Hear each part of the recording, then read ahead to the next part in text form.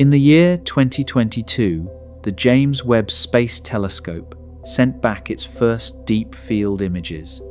Scientists had waited years for this moment. The images contained thousands of galaxies in a patch of sky so small you could cover it with a grain of sand held at arm's length. It was supposed to be a confirmation, a final, definitive look at the early universe that would check the last boxes of our best cosmological model and close a chapter decades in the making. Instead, it opened a new one, and the first thing it revealed was a galaxy that had no business existing when and where it did. This is not a story about a model being slightly off. It is a story about a model built on solid physics, tested against every observation made over 50 years, surviving every challenge thrown at it, and then quietly, persistently, failing the most precise test it had ever faced. The James Webb Space Telescope was not supposed to break cosmology. It was supposed to finish it. To understand what went wrong, you need to understand what was supposed to go right. For 30 years, the Hubble Space Telescope gave humanity its deepest views of the cosmos. It showed us galaxies billions of light years away, ancient and dim, small and structurally messy. Those images matched our predictions beautifully. The early universe looked young because it was young. Galaxies were scrappy, irregular, still assembling themselves out of chaos. Everything made sense. Webb was designed to go further. Deeper in space means further back in time, because light takes time to travel. When you observe something 10 billion light years away, you are seeing light that left 10 billion years ago. Webb's infrared instruments were engineered to pierce through dust and cosmic distance that Hubble could never penetrate, reaching back toward the very first billion years of cosmic history. Scientists had specific predictions ready. They expected the earliest galaxies to look primitive, small, clumpy, unorganized, the cosmic equivalent of rough sketches before the finished painting. Webb found the painting, fully finished, framed, hanging on a wall that the timeline said had not been built yet. The standard cosmological model, technically called Lambda Cold Dark Matter, had earned its status over decades of rigorous testing. It correctly predicted the large-scale structure of the universe. It matched the temperature patterns in the oldest light we can detect. It explained the clustering of galaxies across billions of light years with extraordinary precision. Physicists trusted it the way engineers trust gravity. When Webb launched, most cosmologists expected it to deliver confirmations, not contradictions. What they got instead was a list of contradictions that has grown longer with every new data release. To appreciate the depth of the problem, you need to understand how the standard model said the universe was supposed to build itself. It starts roughly 13.8 billion years ago with the Big Bang, a state of unimaginable heat and density, expanding outward in every direction. Within the first few minutes, hydrogen and helium formed. The universe cooled. Darkness fell. Then gravity went to work. The early universe was almost perfectly smooth, but not quite. There were tiny variations in density, ripples so small they measured just 1 part in 100,000. Those ripples were enough. Gravity pulled hydrogen gas toward the slightly denser regions. Over hundreds of millions of years, the gas compressed, heated, and eventually ignited. The first stars burned to life. Those stars lived fast and died violently, scattering heavier elements across space. New clouds of gas, seeded with carbon and oxygen and iron, collapsed into the next generation of stars. Those stars gathered into clusters. Clusters merged into galaxies. Galaxies pulled together into groups, then clusters, then the vast cosmic web of filaments and voids that defines the large-scale architecture of everything we can observe. This process is called hierarchical structure formation. The key word is hierarchical. Small things form first, then merge over time into bigger things. Simple, logical, consistent with the physics of gravity and gas dynamics, supported by decades of observational data. There was one assumption buried inside this picture that almost nobody questioned. Galaxy formation takes time, a lot of it. Building a massive, structured galaxy requires gas to collapse, stars to form, those stars to die and seed new generations, and all of that cycling through multiple rounds across hundreds of millions to billions of years. The Standard Model was precise about this timeline. In the first 500 million years after the Big Bang, you might find small, chaotic proto-galaxies just beginning to pull themselves together. Massive, chemically rich, well-organized galaxies belong much later in the timeline. That was not a loose prediction. It was a specific, testable, mathematical claim built into the equations of how matter behaves under gravity. Webb tested it, and somewhere in the infrared light of the deep universe, that claim started to crack. The first major signal came from a galaxy given the catalogue designation JADESGSZ140. Multiple independent research teams confirmed its properties through spectroscopic measurements, meaning they split its light into individual wavelengths and read the chemical fingerprints directly. The result placed it at a redshift of 14.32. Redshift is the stretching of light caused by the expansion of space itself. When a source of light moves away from you, its light waves stretch toward the red end of the spectrum. The faster the recession, the greater the stretching. Astronomers use redshift as a precise cosmic ruler. A galaxy with a redshift of 14.32 is so distant that its light shows us the universe, as it looked when only 300 million years had passed since the Big Bang. The universe is 13.8 billion years old. 300 million years is roughly 2% of that total age.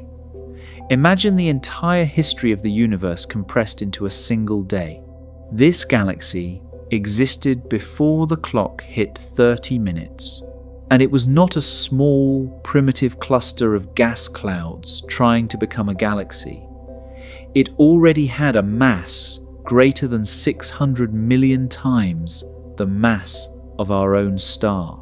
It was already producing new stars at a rate that would multiply the output of our entire Milky Way by several times.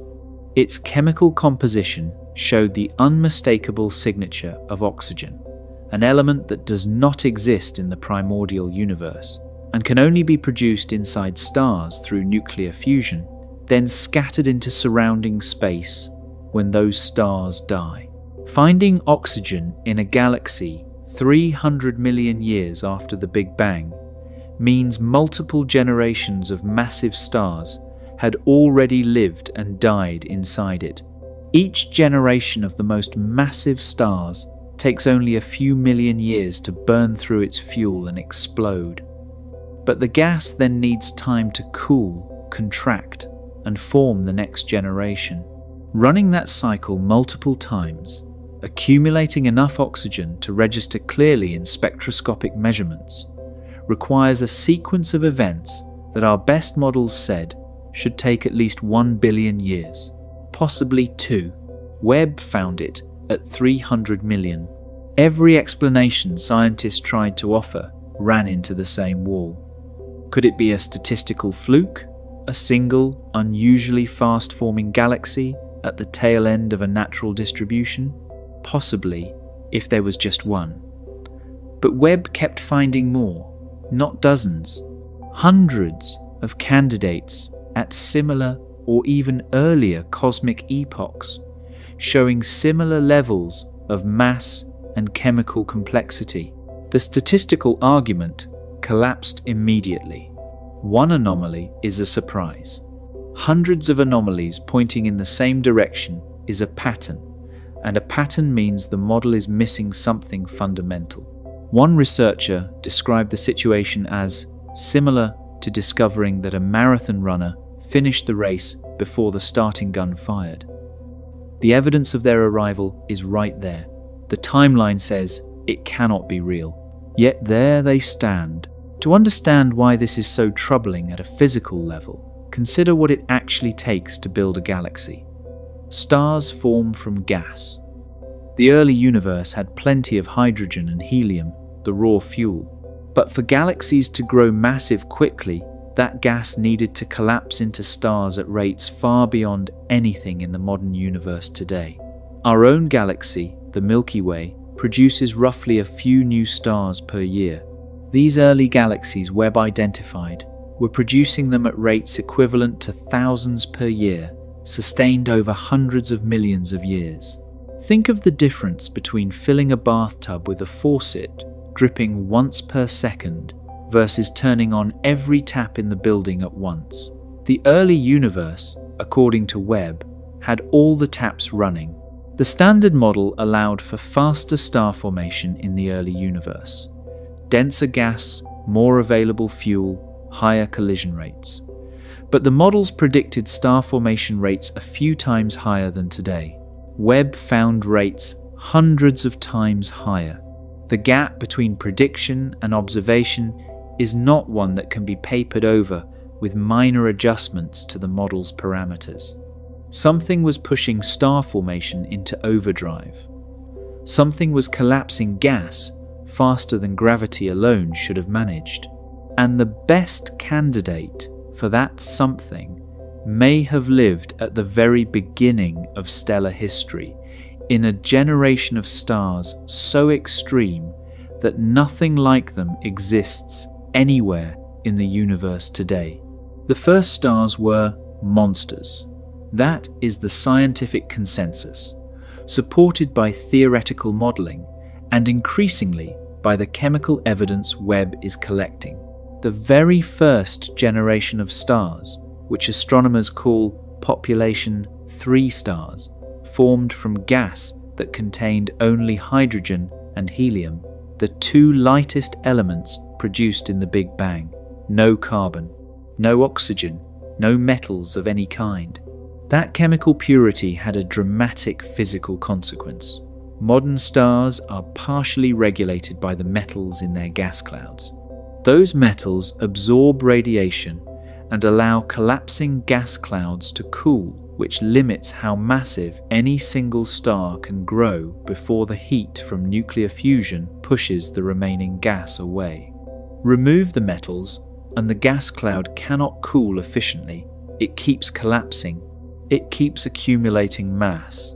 The result, according to the physics of gas dynamics, was stars of extraordinary scale. Population 3 stars likely ranged from 100 times the mass of our own star to perhaps 1,000 times that mass, or even higher.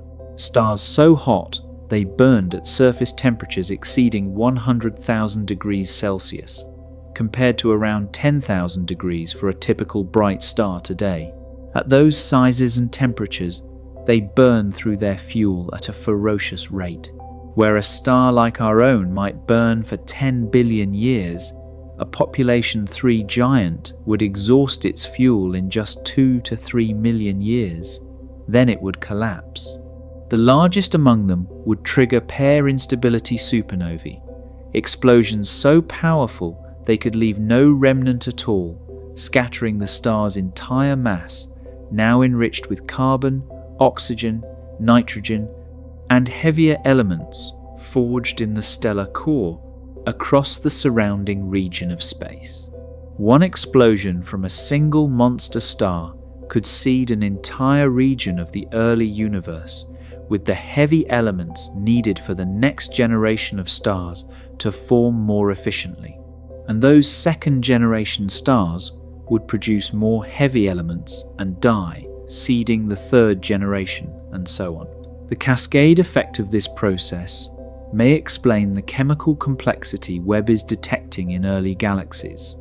A few generations of population 3 stars could have turbocharged the chemical enrichment of their host galaxies in a fraction of the time our models assumed.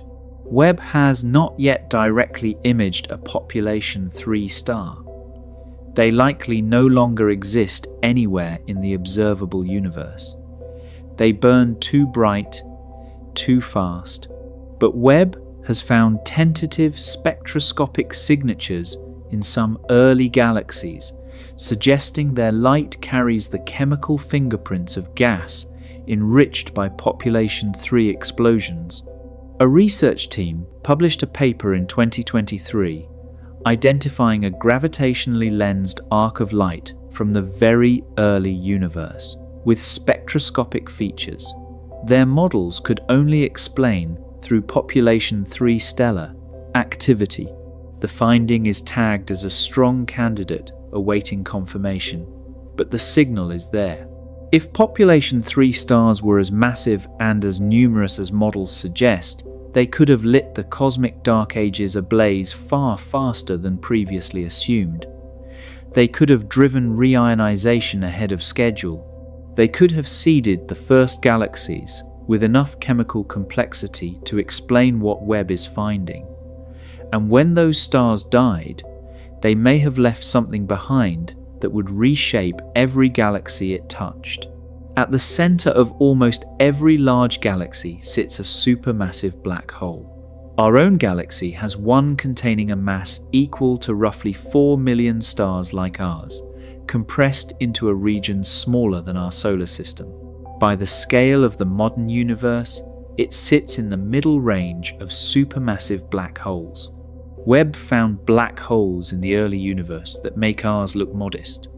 And the problem is not their size. The problem is when they got that big.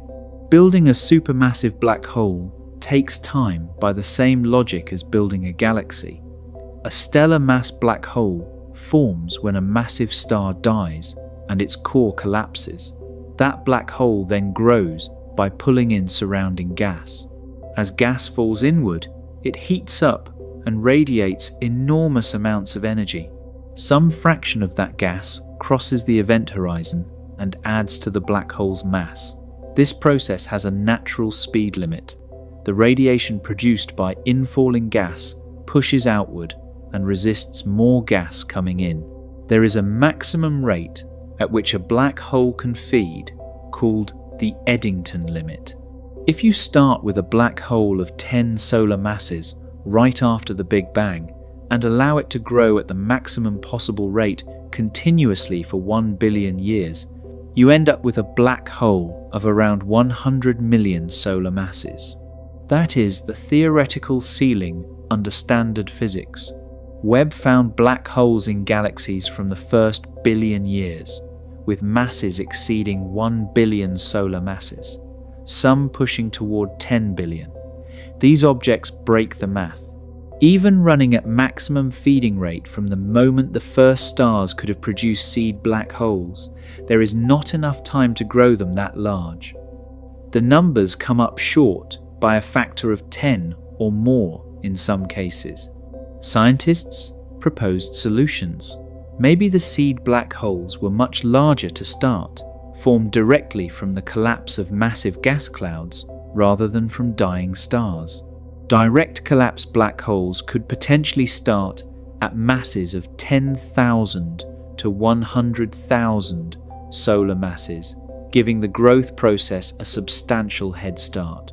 Another proposal is that black holes in the early universe fed at rates above the Eddington limit, in short, extreme bursts, pulling in gas faster than the radiation pressure could push it away. Webb has found evidence supporting the direct collapse scenario. In at least some cases, certain early black hole candidates show characteristics matching the spectral signatures expected from a very massive black hole accreting gas with no significant surrounding stellar population, suggesting the black hole formed before or alongside the galaxy rather than growing gradually within it. A team working with Webb data published findings showing a population of compact red objects in the early universe, now nicknamed little red dots, that appear to be black holes accreting gas at rates that challenge the Eddington limit.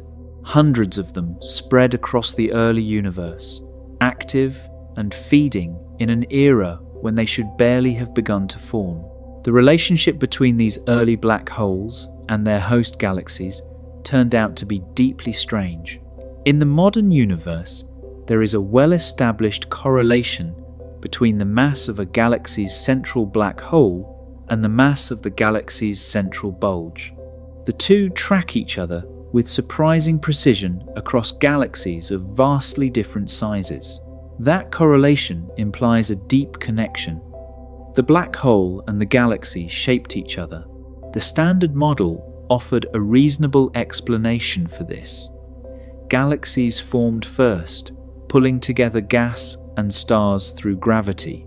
As central regions densified, gas fell inward and eventually seeded a black hole, which then grew as the galaxy matured. The galaxy came first. The black hole followed. Webb found something that scrambles this sequence entirely.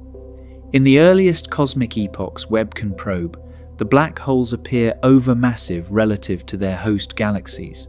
Instead of representing a fraction of the galaxy's total stellar mass, as in the modern universe, these early black holes represent a far larger share, sometimes approaching a few % of the entire stellar mass of the galaxy, compared to less than 1% in the modern universe. This flips the narrative. If the black hole was growing faster than the galaxy around it in the earliest phases, it was not a passenger riding inside a growing structure. It may have been a driver of that growth. The radiation and outflows produced by a feeding supermassive black hole can compress surrounding gas clouds, triggering bursts of star formation in regions that might otherwise have remained diffuse.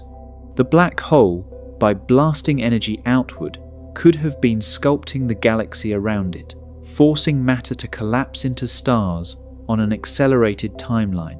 This creates a positive feedback loop that nobody anticipated. A growing black hole feeds. Feeding generates radiation. Radiation compresses gas. Compressed gas forms stars. Stars add mass and gravity.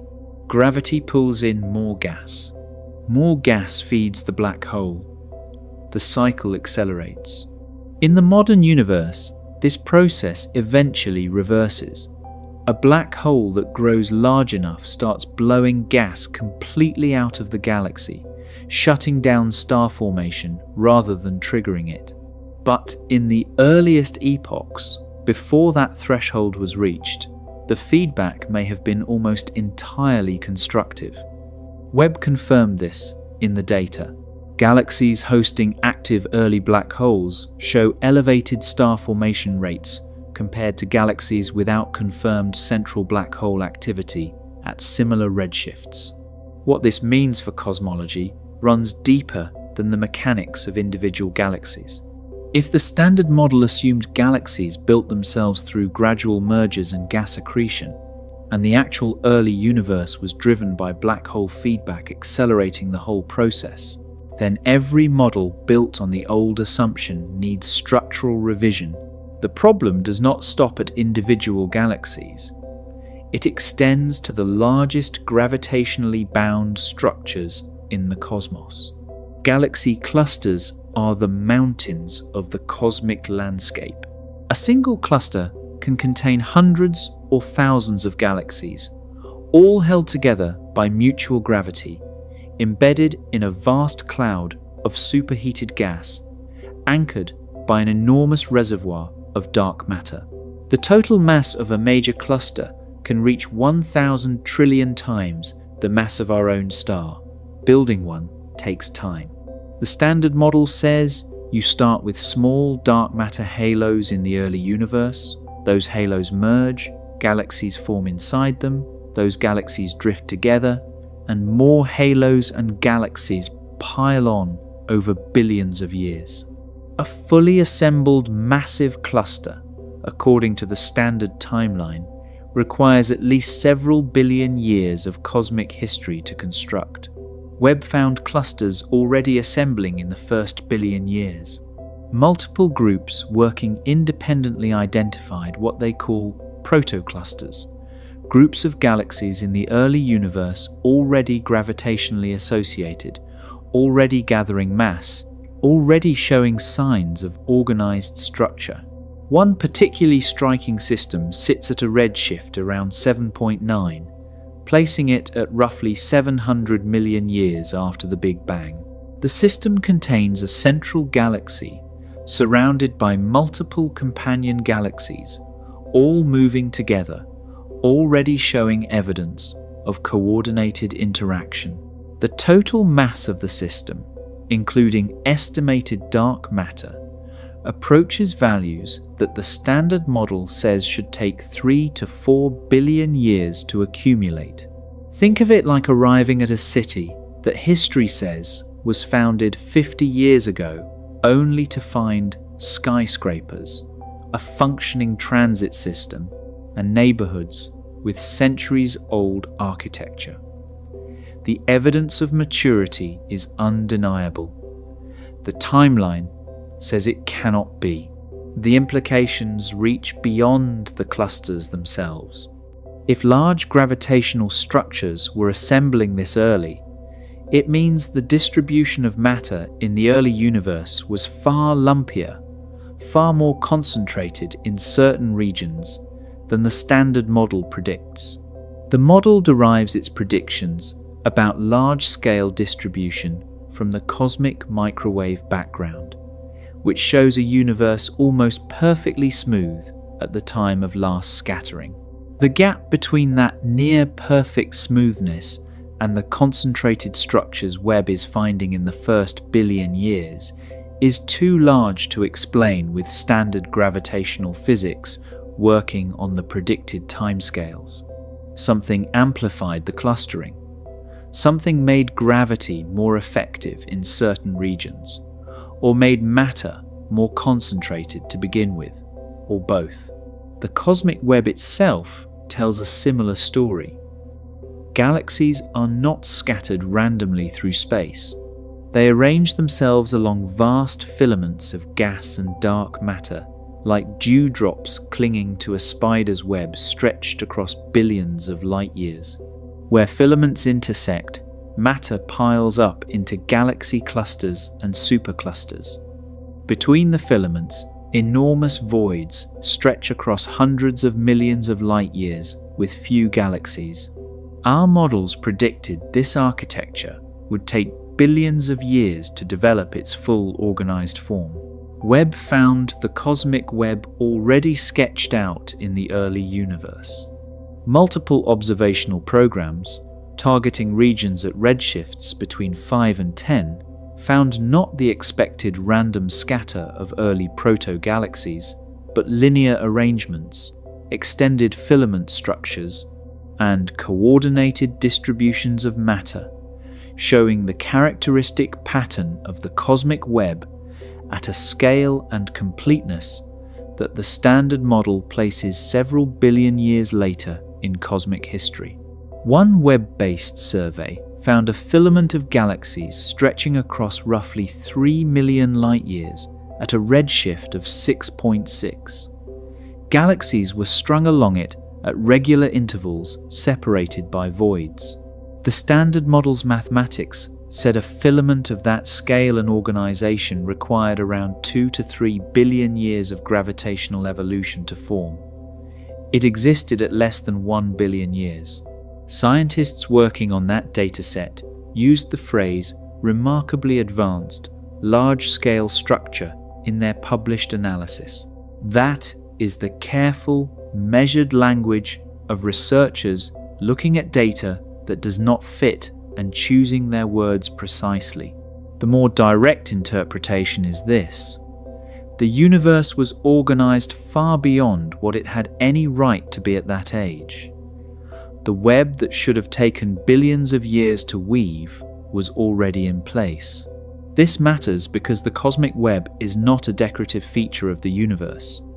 It is the architecture that determines where galaxies form, how they grow, and how matter flows between them. If that architecture assembled faster than we thought, then every model of galaxy evolution built on the standard timeline needs to be recalibrated from the ground up. The theoretical proposals for what could have driven this premature organization are pulling cosmology in directions that would have seemed fringe just a decade ago. One direction involves dark matter behaving differently than the cold, slow-moving, structureless substance the standard model assumes. Another involves physics from the very first moments after the Big Bang, specifically the period of exponential expansion called inflation, potentially leaving behind density fluctuations larger than standard inflation models predict. These are not peripheral adjustments. They touch the deepest foundations of the standard cosmological model. The standard model makes very specific predictions about dark matter. Cold means it moves slowly compared to light. Structureless means it has no internal interactions or complex behavior. Smooth at small scales means it does not spontaneously clump into dense concentrations below a certain size. This cold dark matter drives the predictions for how structure forms and evolves across cosmic history. Webb is subjecting those predictions to scrutiny at scales and epochs they have never been tested at before, and several findings are creating friction. The first friction point involves the number of small dark matter halos. The standard model predicts an enormous population of small dark matter clumps throughout the universe, including around large galaxies. We should therefore see huge numbers of small satellite galaxies orbiting large ones.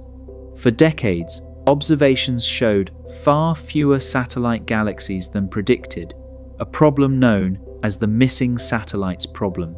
Webb's observations of the early universe add a new dimension.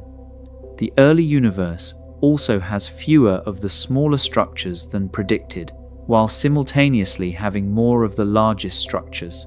The distribution of halo masses does not match the cold dark matter expectation in either direction. The second friction point involves the density profiles of dark matter halos. Cold dark matter predicts that the center of every dark matter halo should contain an extremely dense spike called a cusp, where the dark matter density rises sharply toward the center. Observations of galaxies, confirmed and sharpened by Webb, show cores that are more uniform in density without the sharp central spike. This core cusp problem has been known for years, but Webb's precision measurements are making it harder to dismiss. A third friction point is that warm dark matter models, where dark matter particles move faster and therefore suppress small-scale structure formation, fit some of Webb's observations better than cold dark matter does.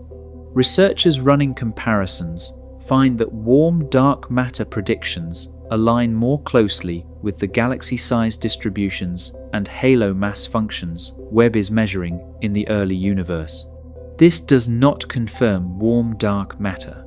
Science does not work through single observations, but it is a consistent signal appearing across multiple independent analyses, and it is forcing theorists to take seriously the possibility that the cold dark matter assumption, which has been the bedrock of structure formation physics for 30 years, may need revision. If dark matter behaves differently than assumed, every model built on the cold dark matter framework requires adjustment. The predicted timelines for structure formation, the expected distribution of galaxies at high redshift, the relationship between visible and invisible matter across cosmic history, all of it becomes negotiable.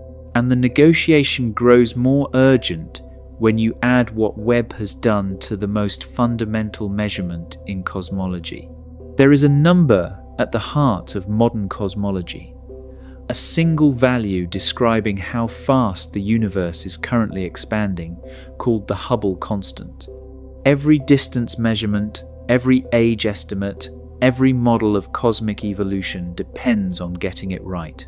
For decades, there were two independent ways to measure it, and they disagreed. The disagreement was small enough that it could plausibly be blamed on measurement error. Then the measurements got more precise. The disagreement did not shrink. It grew. The first method uses the cosmic microwave background, the ancient light from the early universe. Scientists measure the precise pattern of temperature fluctuations in that light and use the standard model to predict what the Hubble constant must be today to produce those patterns. The answer that comes out is approximately 67 kilometers per second per megaparsec. To put that in more concrete terms, for every 3.22 million light-years of distance, the universe is expanding at roughly 67 kilometers per second. The second method is more direct. Scientists measure the distances to nearby galaxies using objects whose true brightness is known, so the apparent brightness tells you the distance. The classic standard candle is a type of exploding star called a Type 1a supernova, which always explodes at nearly the same total energy output. Combine distance with measured recession speed, and you get the local expansion rate. That measurement consistently returns a value around 73 kilometers per second per megaparsec. 67 versus 73, a gap of around 9%. In cosmology, a 9% disagreement between two independently measured fundamental constants of the universe is enormous. Either one or both measurements contain a systematic error nobody has found, or the standard model is missing something real. Before Webb, some scientists hoped the discrepancy would dissolve once measurements of the cosmic distance ladder, the chain of methods connecting nearby standard candles to distant galaxies, were made with greater precision. Webb was the tool to do that. Its infrared vision could measure Cepheid variable stars, the stars used as the first rung of the distance ladder, with far greater accuracy than Hubble. Webb made those measurements.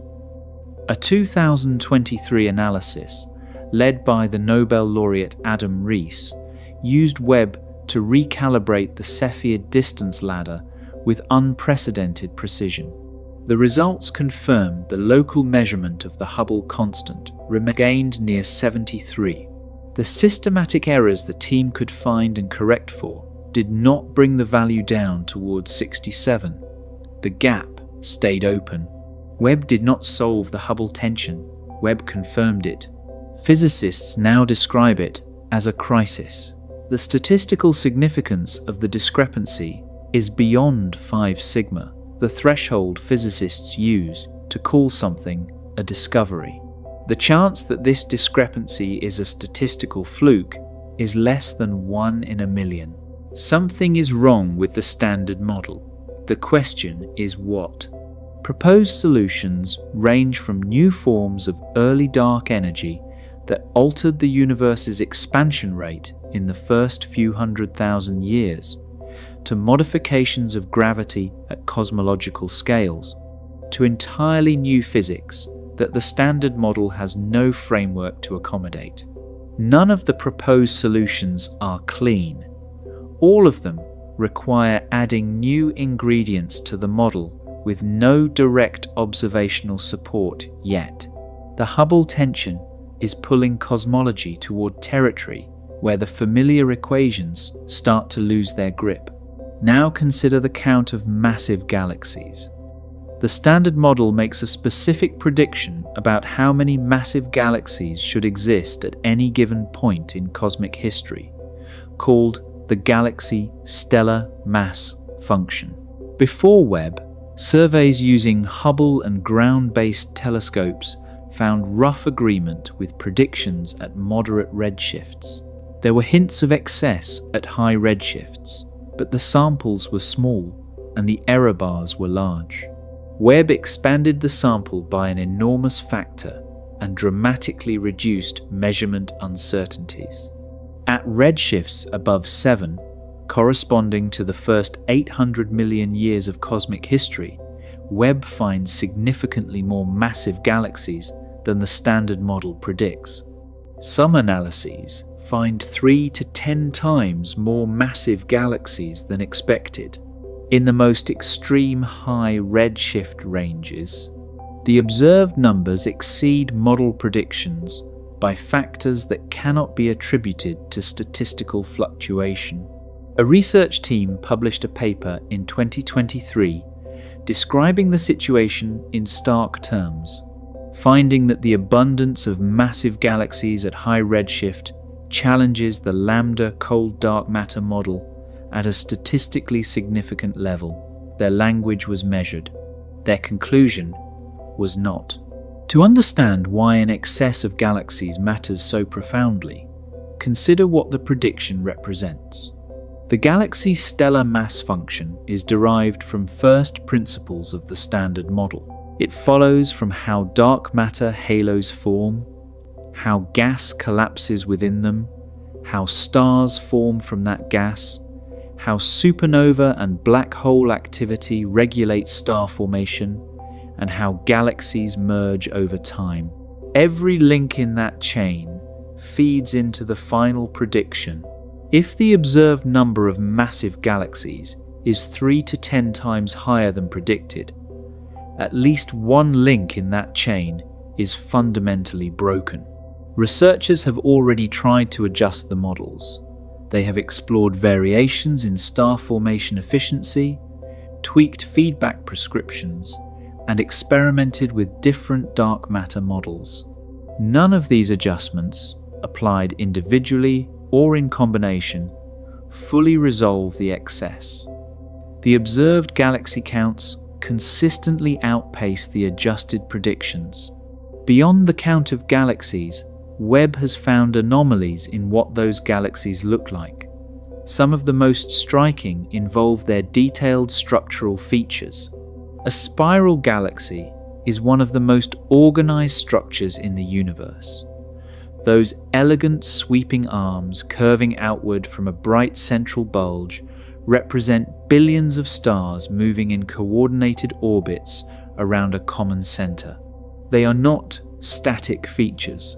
They are density waves, patterns of compression rippling through the galactic disk, triggering star formation as gas passes through them. Maintaining that structure requires a galaxy to be rotationally stable, gravitationally settled, and old enough for the disk to have smoothed out through countless orbital cycles. In the current era, spiral galaxies are common. About 70% of large galaxies show spiral structure. They took billions of years to develop their characteristic forms. Webb found a spiral galaxy at a redshift of 2.36, placing it at around 2.8 billion years after the Big Bang. That finding alone pushed the confirmed existence of spiral structure earlier than expected. Then Webb found another at a redshift of 4.4, around 1.4 billion years after the Big Bang. Then, in a survey called the JWST Advanced Deep Extragalactic Survey, a team identified what appears to be spiral arm structure in a galaxy at a redshift approaching 6, placing it at roughly 900 million years after the Big Bang. This galaxy carries the identifier Zhong, named after a Chinese mythological dragon because of its elongated, sinuous appearance in Webb's images. The visible structure extends across roughly 60,000 light-years, making it physically comparable in size to the Milky Way. The morphology, the shape, the arms, the central concentration of light all point unmistakably toward a spiral galaxy. At 900 million years after the Big Bang, standard models place the development of stable spiral structure in large galaxies at several billion years of cosmic age minimum. Spiral structure is a tracer of dynamical maturity. Finding it this early means the disk formation process was faster and more efficient than models allow. It means the early universe was, in at least some locations, gravitationally calmer than expected, allowing fragile disk structures to form and survive, rather than being disrupted by the frequent mergers and collisions that early universe simulations predict. And if spiral arms were surprising, bars were even more so. Look at enough galaxy images, and you will notice something in the center of many spirals. A bright, elongated bar of stars cutting through the core, with the spiral arms extending from the bar's ends rather than from the central bulge directly.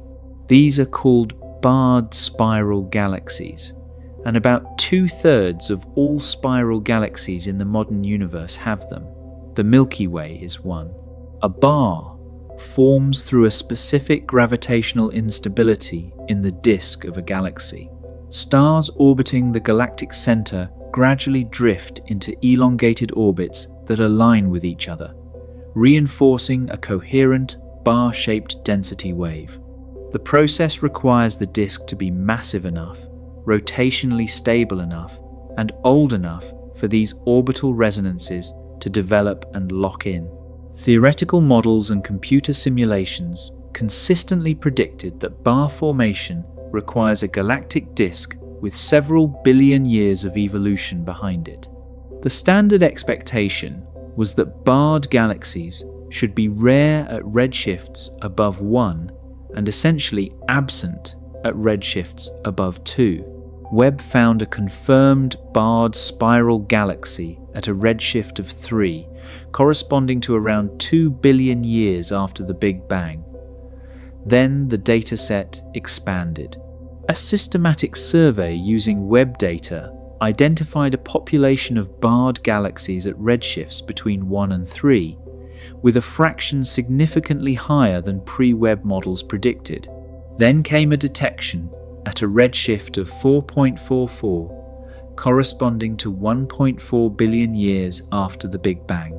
A bar confirmed, clear in the imaging, spectroscopically verified as a coherent rotating structure at a time when the universe was barely 10% of its current age.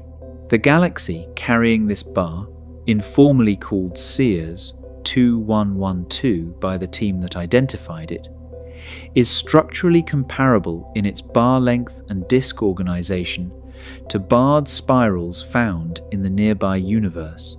The bar spans roughly 2,000 light-years. The disk surrounding it shows organized rotation. Scientists working on this finding described it as deeply challenging to reconcile with standard formation timescales.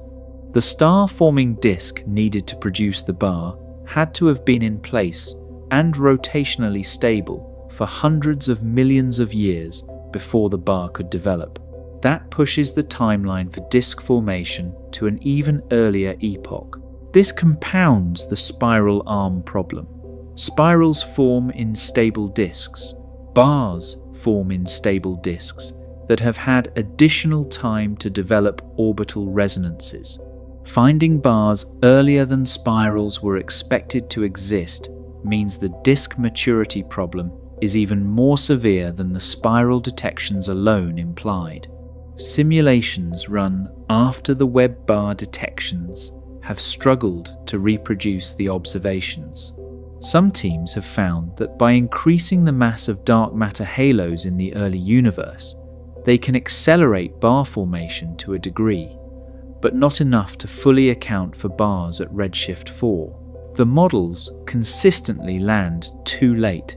The universe was building gravitationally stable, rotationally organized, structurally complex disks with internal bar features at a time when the standard model says proto-galaxy mergers should still be filling the sky with chaotic, irregular clumps of star-forming gas.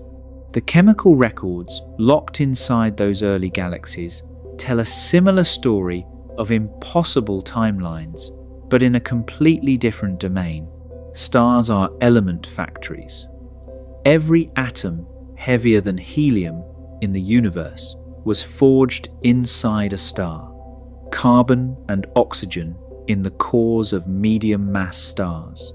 Heavier elements like calcium and iron in the cores of massive stars. The heaviest elements, gold, platinum, uranium, in the violent collisions of neutron stars or the explosive deaths of the most massive stellar objects. Each generation of stars enriches the surrounding gas with new elements when it dies, building up the chemical complexity of the universe one stellar lifetime at a time. The metallicity of a galaxy, a measure of how enriched it is with elements heavier than helium, serves as a chemical clock. More metals means more generations of stars have lived and died within that galaxy. In the modern universe, metallicity scales predictably with galaxy mass and age.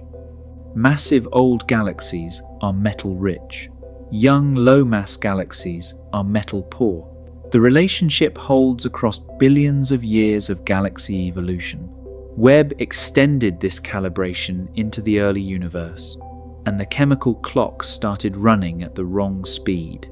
Galaxies at redshifts between 5 and 10, corresponding to the first 1 billion years of cosmic history, show metallicities significantly higher than models predict for their age.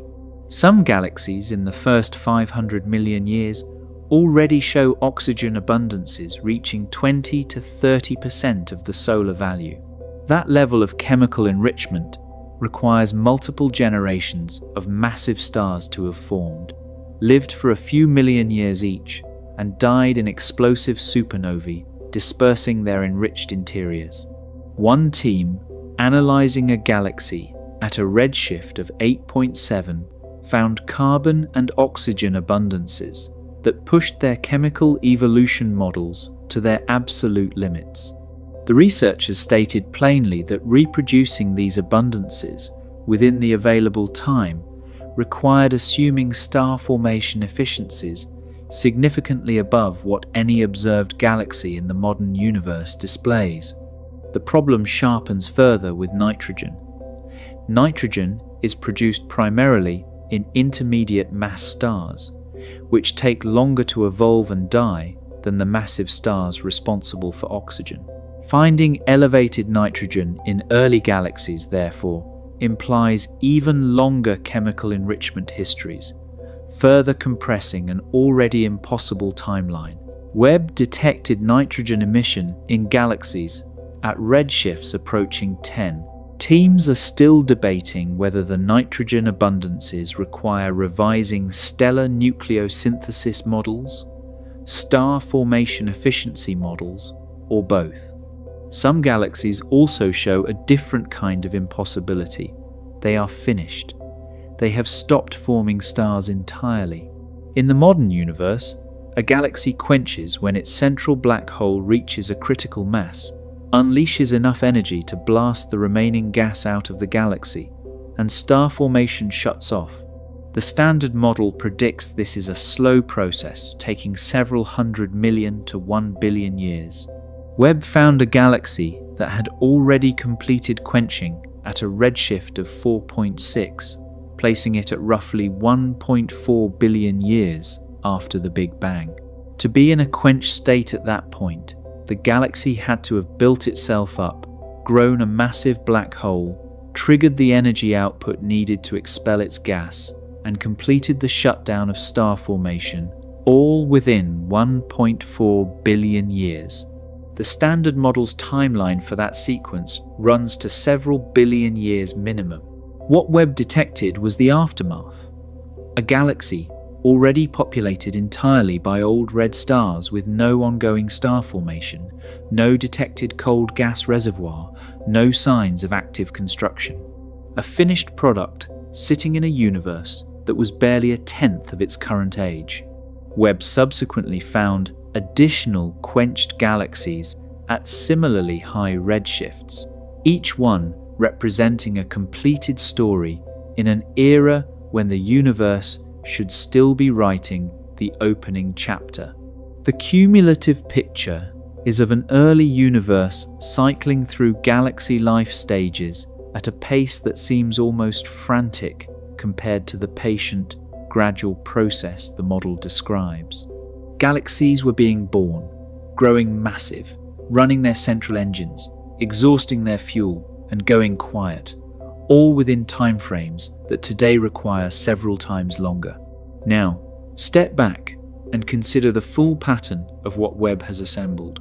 Mature galaxies appearing too early, massive black holes in the first billion years that are too large to have grown by standard physics, galaxy clusters assembling ahead of schedule, the cosmic web organized beyond its predicted age, too many massive galaxies at high redshift, the Hubble constant refusing to reconcile with itself, reionization completing faster than projected, chemical enrichment that should have taken billions of years already present in the first few 100 million years, spiral arms and galactic bars appearing in galaxies far too young to have developed them, galaxies already finished with their entire life cycle before the universe was a tenth of its current age.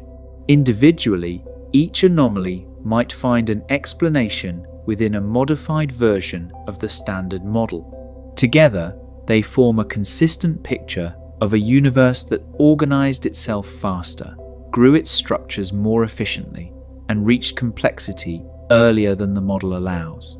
The scientific community is not uniform in its response. A majority of cosmologists still work within the standard model, applying corrections and extensions, trying to explain each anomaly with targeted modifications. This is reasonable science.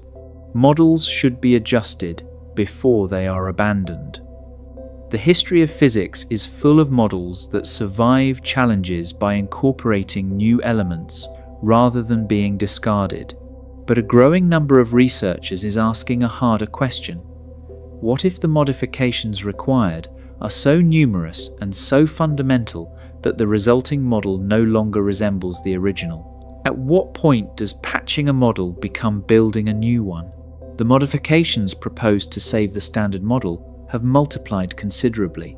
Early dark energy was proposed to address the Hubble tension. Warm dark matter was proposed to address the missing satellites and core cusp problems.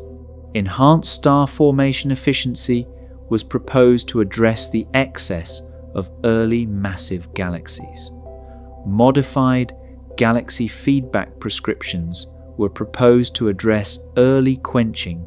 Each modification is motivated by specific observations.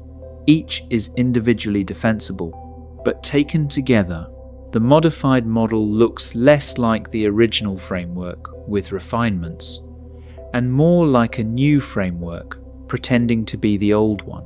One of the most discussed alternative frameworks involves modifying gravity itself.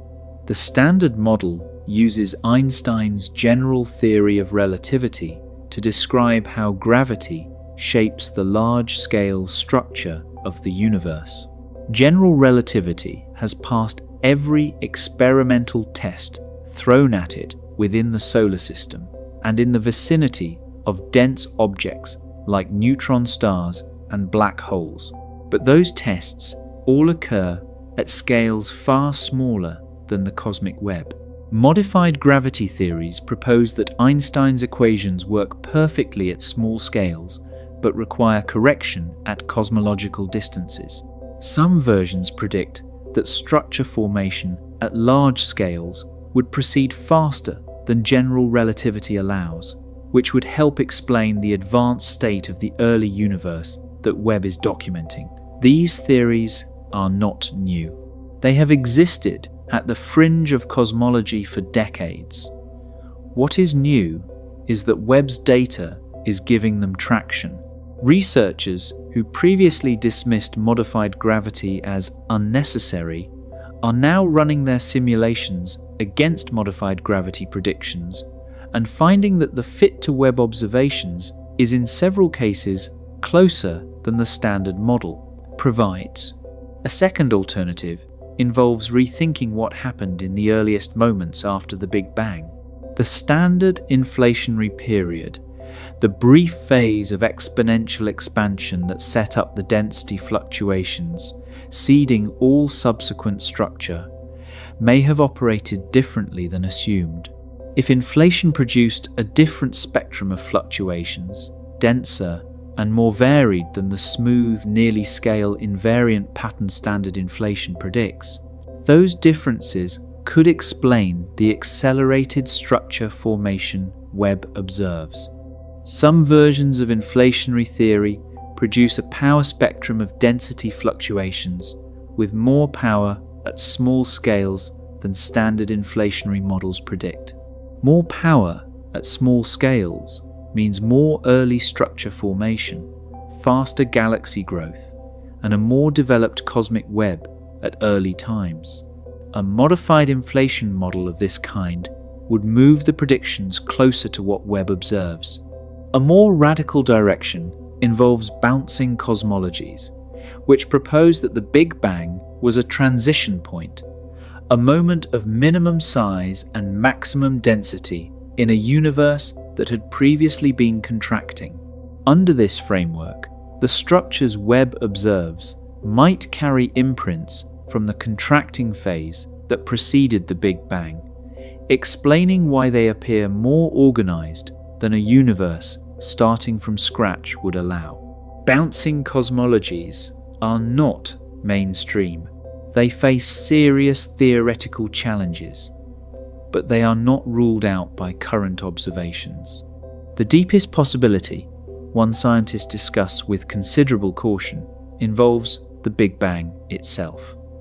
The standard model treats the Big Bang as the absolute beginning, but some alternative cosmologies propose that the Big Bang was instead a transition, a bounce from a previous contracting phase, or a quantum tunneling event from an earlier state. If the universe had a history before the Big Bang, even by a different set of physical rules, then the structures Webb is observing might carry imprints of that earlier phase. Dark energy is simultaneously the most abundant thing in the universe and the least understood. It makes up around 68% of the total energy content of everything. In the equations, it appears as a constant, a fixed energy density that fills space uniformly at all times and at all scales. This constant produces a repulsive effect that makes the expansion of the universe accelerate, driving galaxies apart at an ever-increasing rate.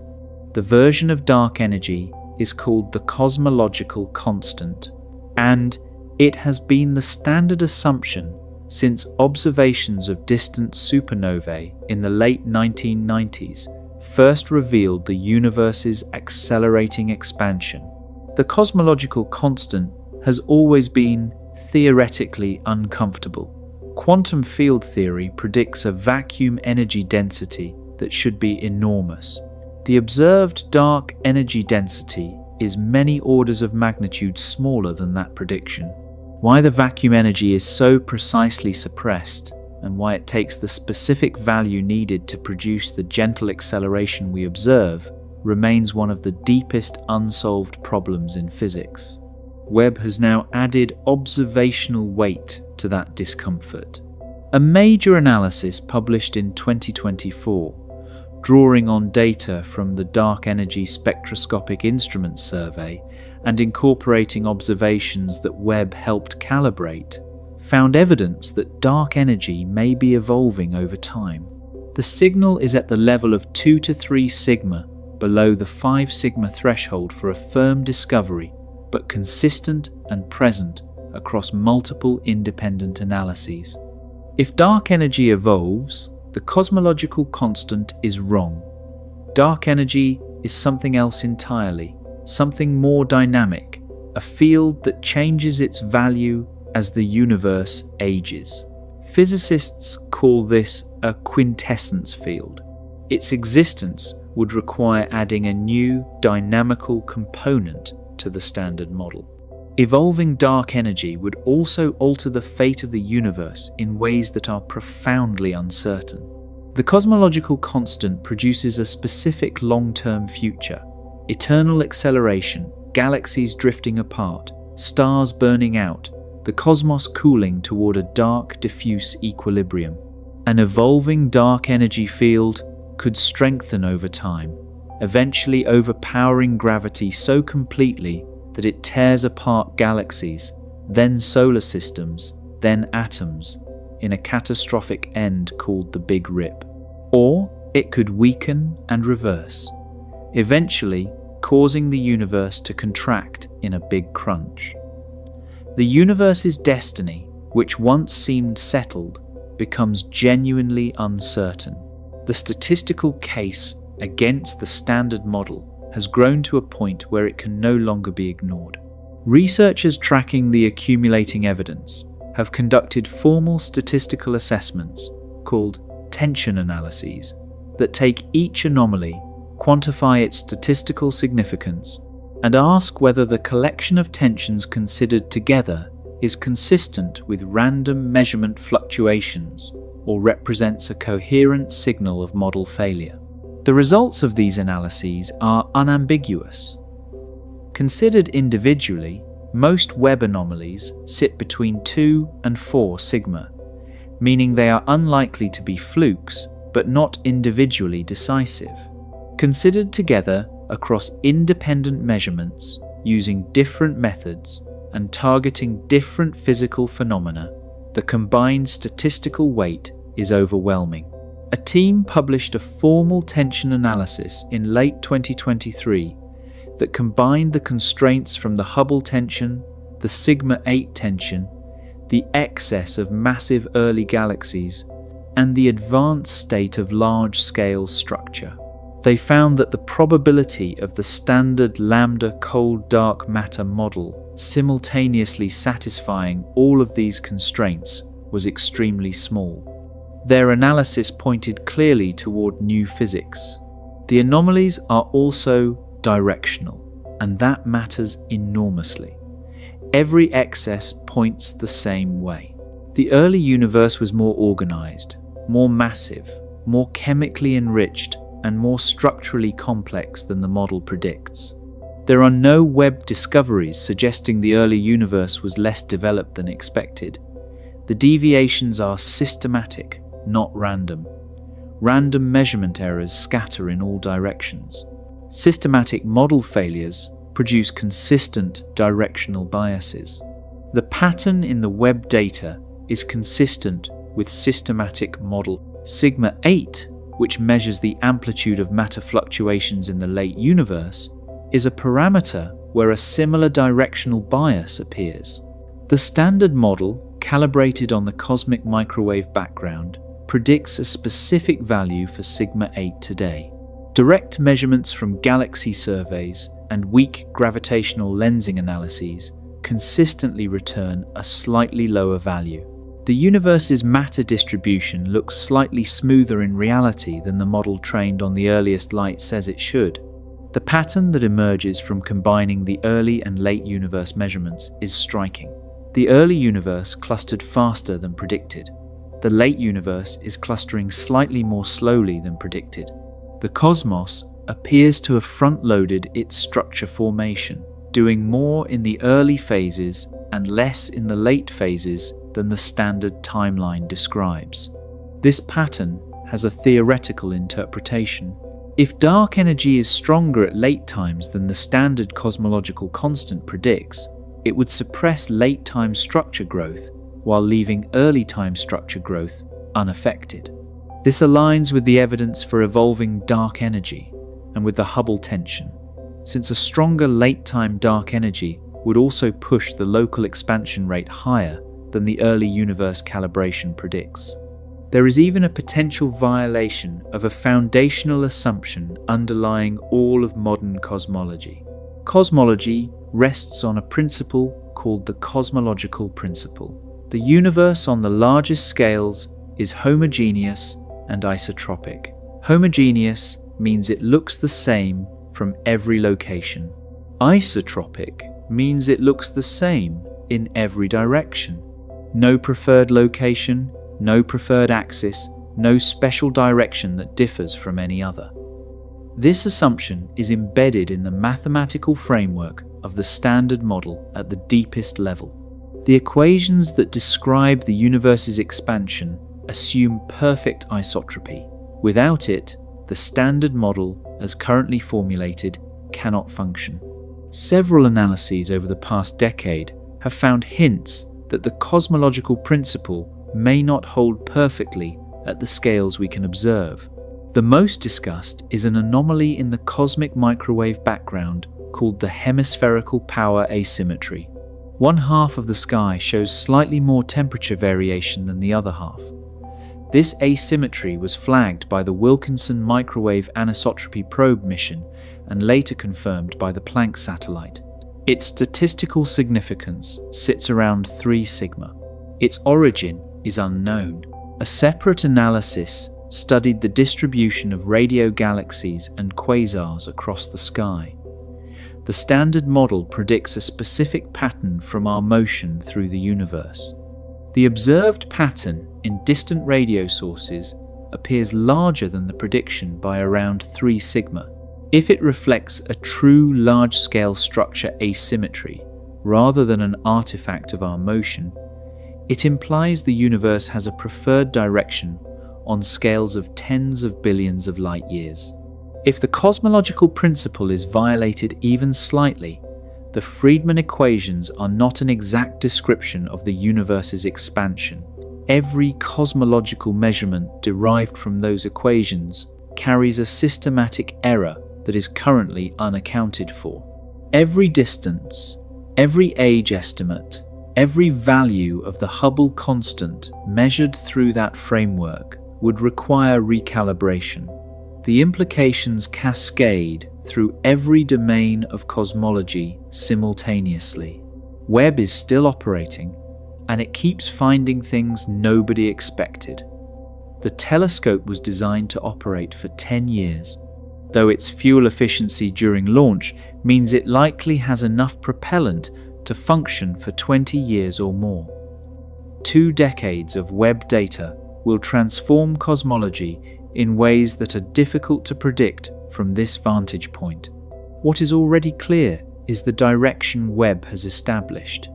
The early universe organized itself faster than the Standard Model allows.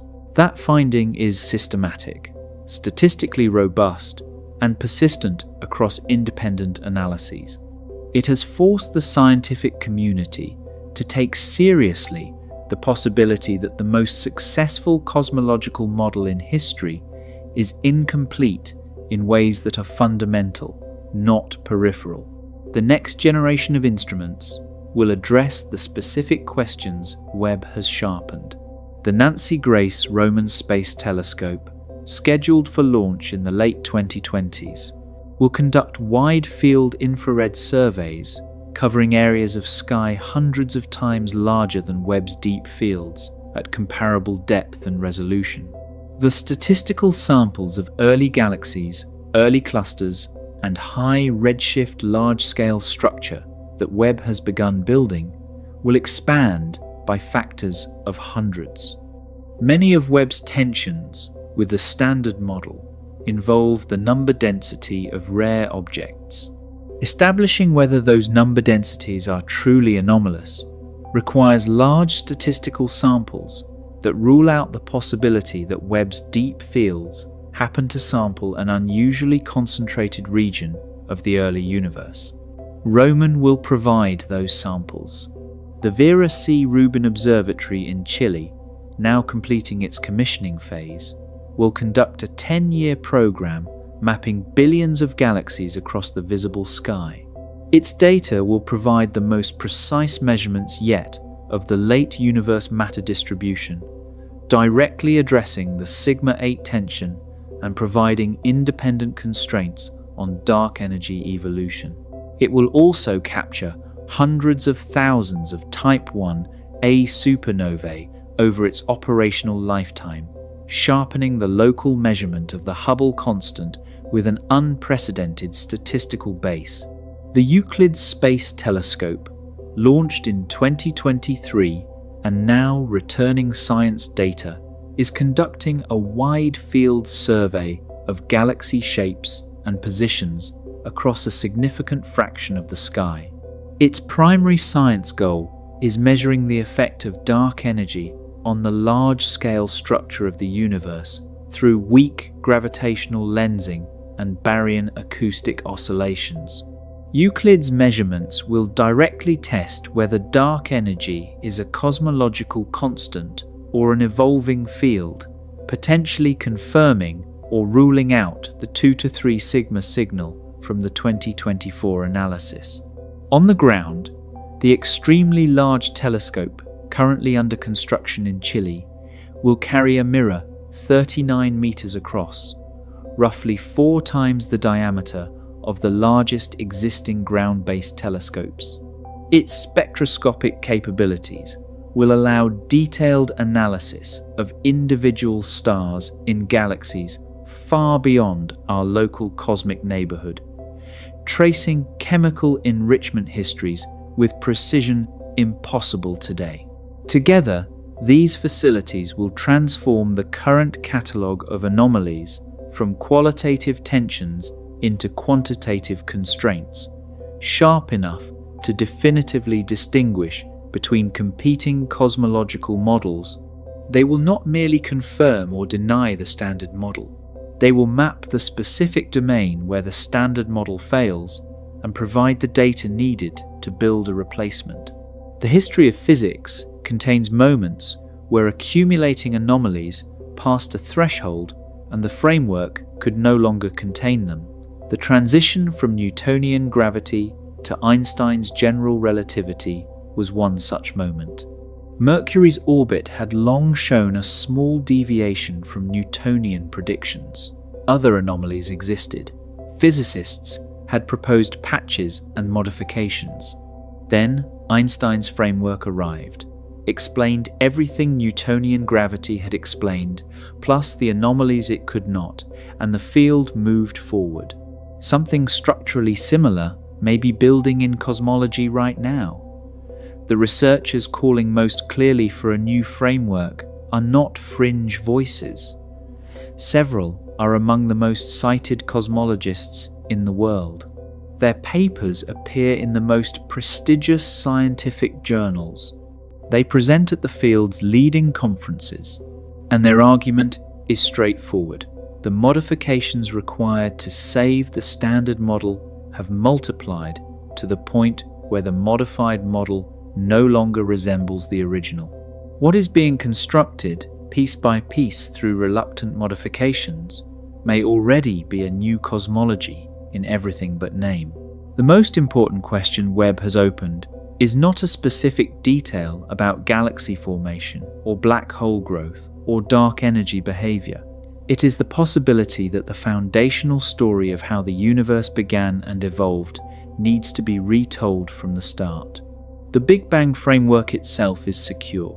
The expansion of the universe, the existence and temperature of the cosmic microwave background, the abundance of hydrogen and helium forged in the first minutes, the large-scale structure of the cosmic web, all of these flow naturally from a universe that began in an extremely hot, dense state and has been expanding and cooling ever since. That evidence is deep and independent. What is less secure is the specific version of what preceded and immediately followed those first moments. Inflation as currently formulated, cold dark matter as currently specified, the cosmological constant as currently assumed. Each of these pillars of the standard model is now under observational pressure from multiple independent directions simultaneously. Webb is still watching. It keeps pointing into the deep field, still collecting the ancient light of galaxies that formed when the universe was a fraction of its current age. Every new data release adds to the catalogue. More high redshift galaxy confirmations.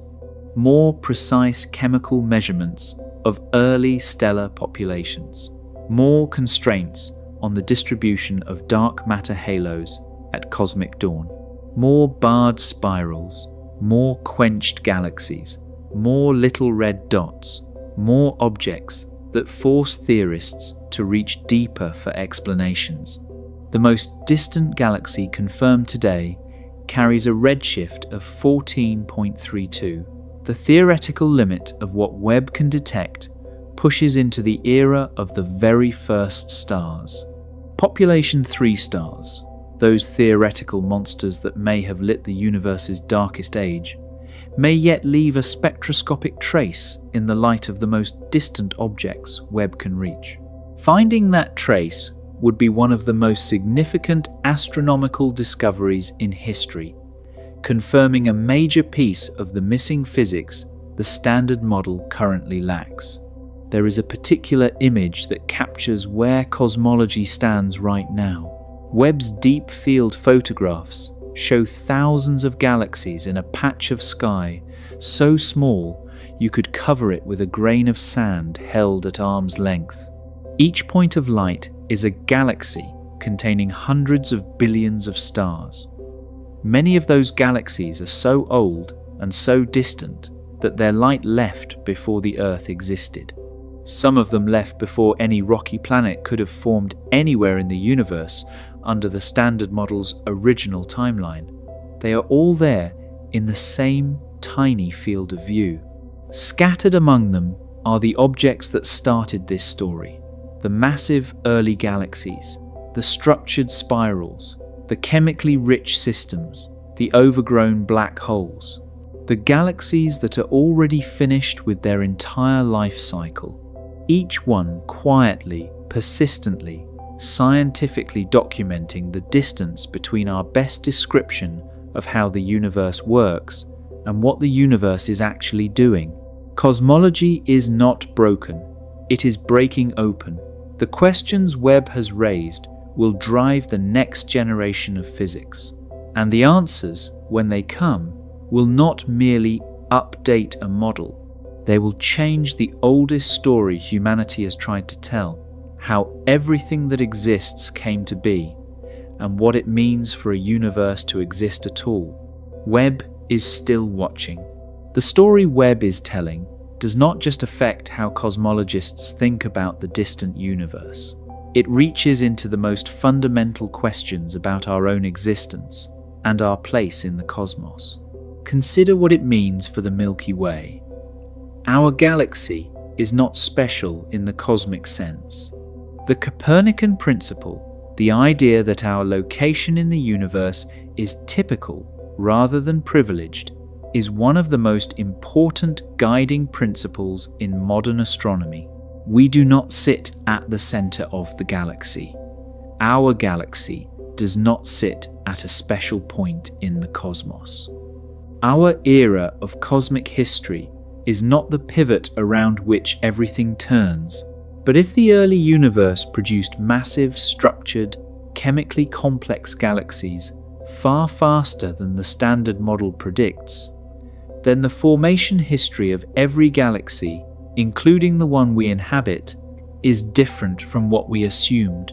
The Milky Way did not build itself gradually over 13 billion years through a slow, patient process of mergers and accretion in a universe where galaxy formation proceeded at the pace the model described. It formed in a universe that was operating in a fundamentally different mode in its earliest phases, a mode that was faster, more efficient, and more organized than the Standard Model captured. Whatever physical mechanisms drove the early formation of the galaxies Webb has detected, those same mechanisms were present in the patch of the universe that eventually produced the Milky Way. If population 3 stars were as prolific and as massive as the early chemical evidence suggests, then the gas that would eventually form the Milky Way was being pre-enriched by their explosions within the first few 100 million years. If the cosmic web was already sketched out in the first billion years, then the filament that channeled gas toward the Milky Way's eventual location was already forming. If black hole feedback was accelerating galaxy construction across the early universe, then the Milky Way's own central black hole was part of that story from the very beginning. This reframing extends to the search for life elsewhere in the universe. Planets require heavy elements. Heavy elements require stars to live and die. If heavy element enrichment of galaxies happened faster in the early universe, then the conditions for rocky planet formation, and by extension for life, arrived earlier in cosmic history than previously estimated. The universe may have been capable of producing Earth-like planets significantly earlier than our models predicted. This is speculative at present, and the chain of reasoning from early galaxy metallicities to conditions for planetary habitability runs through many uncertain links.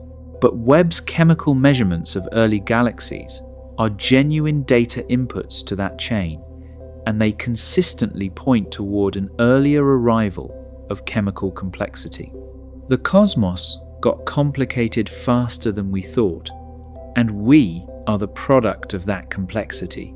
Our existence, in a real sense, traces back to the furious, compressed, improbably efficient first billion years that Webb is now finally revealing.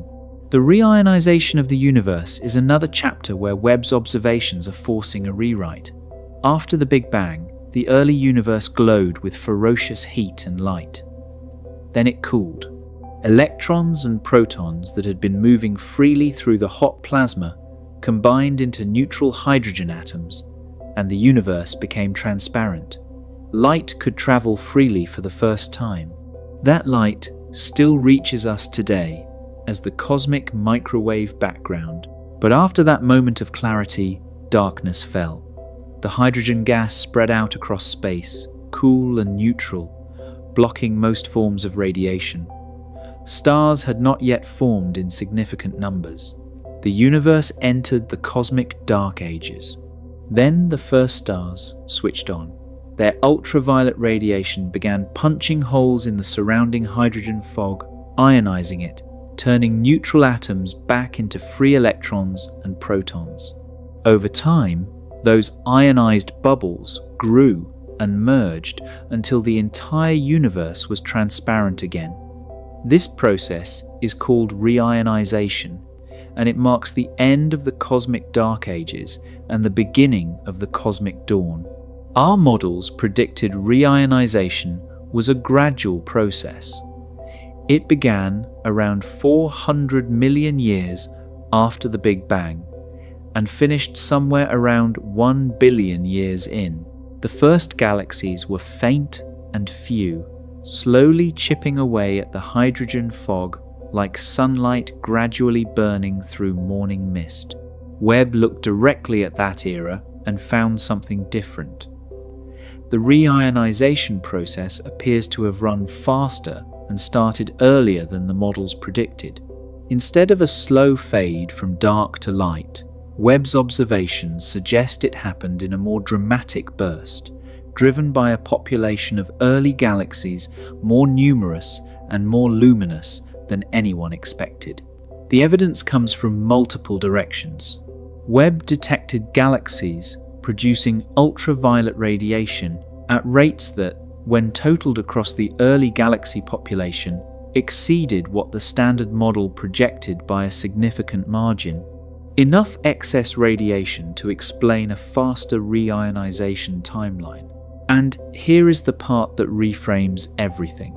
If reionization happened faster, that means more galaxies were active earlier, which means structure formation was further along at an earlier date than the models allowed, which circles back to the same core problem.